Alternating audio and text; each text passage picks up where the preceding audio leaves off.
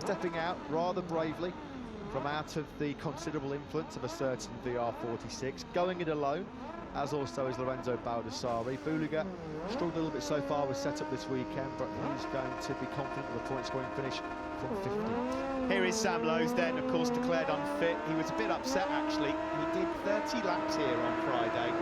His brother Alex, his twin brother, was by the side of the track with us on Friday, of course, the World Superbike Championship leader after Phillip Island, and he said he just couldn't believe that Sam was even here. The doctor, by the way, had told Sam, you are not going anywhere until we get to Austin. Brilliant scenes there. A couple of British fans there, Union Jacks, were emblazoned with a lot of signatures. That flag's done a bit of a world tour by the looks of it. There is, though, Joe Roberts. How did you sleep?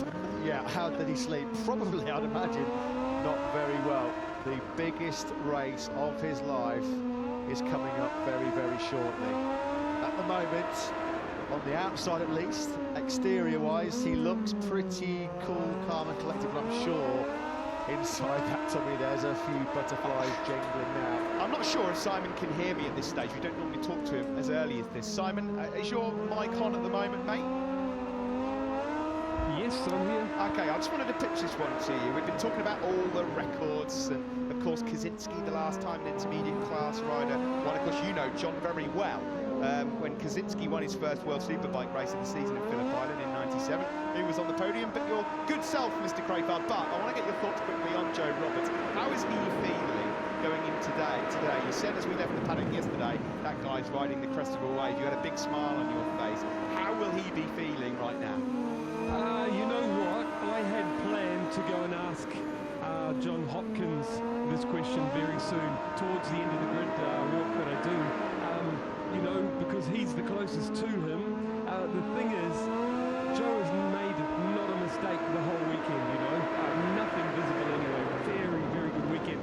I don't want to curse it or disrupt it or distract him by going to talk to him on the grid.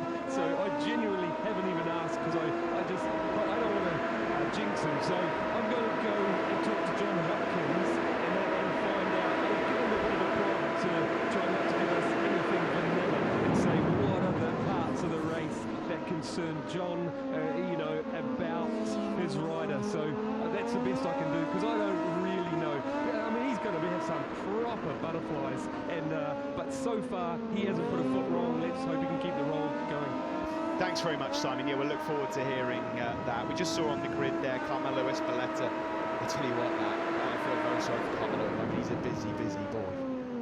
Yeah, he really is, of course. I mean, it's hard work at the moment. Everybody on the planet affected by the impact of the coronavirus. You've got to say, though, that Dorna, the FIM, the International Race Team Association, and the Motorcycle Sport Manufacturers Association are doing everything within their power to make sure that we have as close to a full World Championship campaign as possible. I can assure you, ladies and gentlemen, back at home, decisions to cancel races are not taken lightly. Of course, they're taken by the local authorities. You have to respect the laws, but Dorna are doing their absolute utmost. No stone will be left unturned to ensure that all of the remaining scheduled races, if they're not run on their scheduled date, they're run at some point during the season. There's a lovely touch, of course. We mentioned it earlier on tonight. 10 years ago, unbelievably, the first ever Moto2 World Championship race.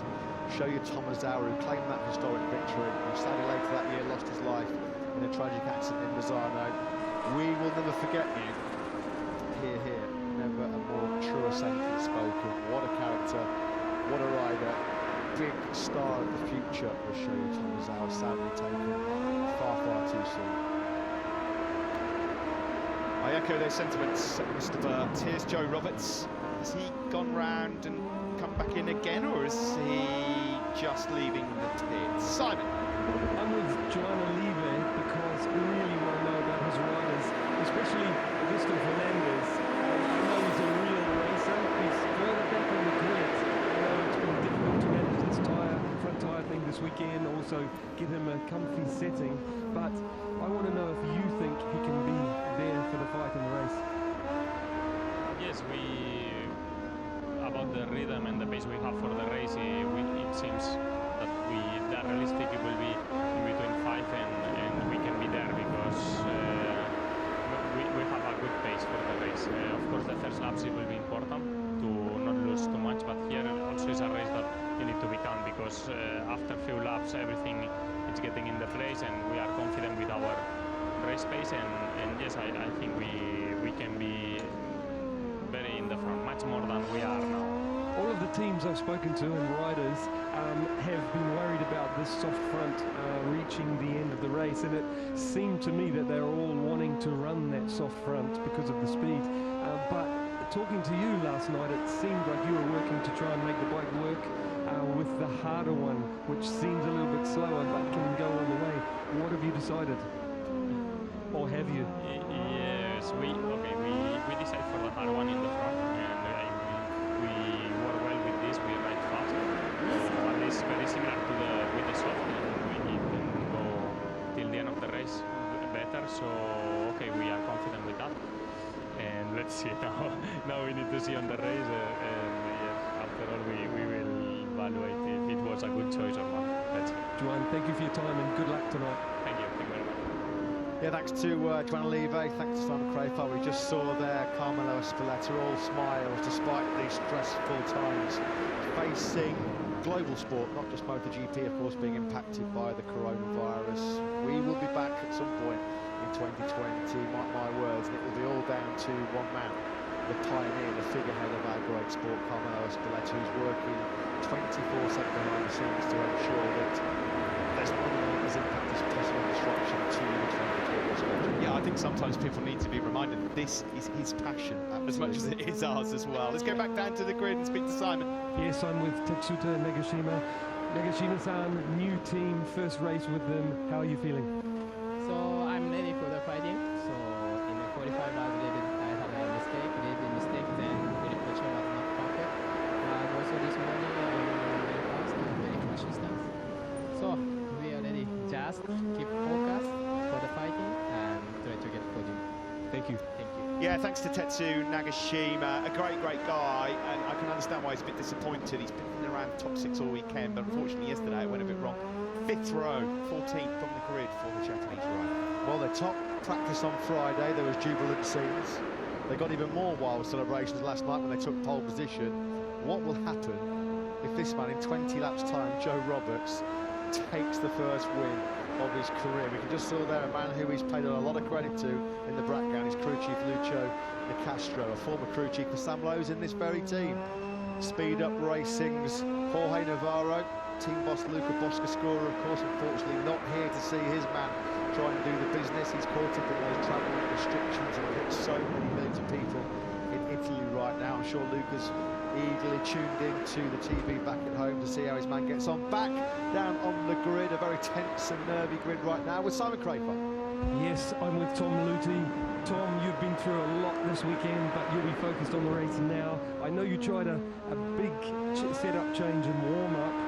Is it ready for the race, you think? I think so, yeah. It's been like black and white this weekend, absolutely. We had it really all, and now it's time to race, you know, absolutely. I mean, we tried a completely different bike this morning. It was interesting. I mean, all the team, all the guys worked hard and tried to give me what they need, but it's with the conditions, you know, it was difficult to say sometimes what we need to make us faster. So now we have a race ahead to understand everything. I think I'm much more ready than even yesterday, so I'm looking forward to catch up some positions. Tom, a lot of the riders I've spoken to and team managers are worried about the front tyre. Are you? Yeah.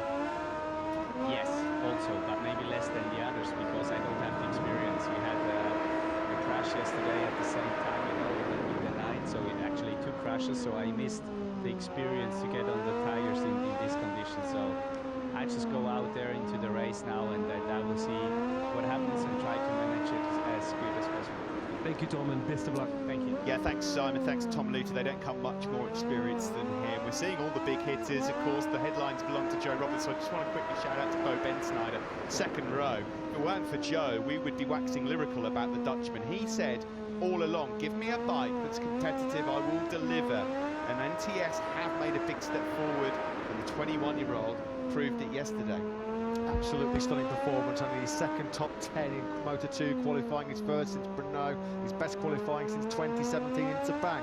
Back on the grid to Simon. I just wanted to add to that, I totally agree about Ben Snyder. I wanted to talk to him on the grid. now that his team owner, team manager, said he'd rather not because he didn't want to distract him from the excellent job he's doing. But yeah, I wanted to wish him luck because he's apart from Joe Roberts, who stole the limelight with you guys, I'll agree that he did the most impressive qualifying yesterday. Yeah, I don't think anyone could argue with that. Jarno Janssen, of course, he'll be delighted. It's their best ever qualifying, and they want to try and match that. Just quickly, Bo Ben-Snyder won a Red Bull Rookie Championship ahead of Dejan Antonio. He is no slouch. Guy's got some serious talent at World Championship level. A podium finisher in Moto 3. Back on the grid is Simon. Yes, I've got John Hopkins with me. John, I've got to hit you with it because you haven't got the butterflies like the guys on the bike right now. Don't give us any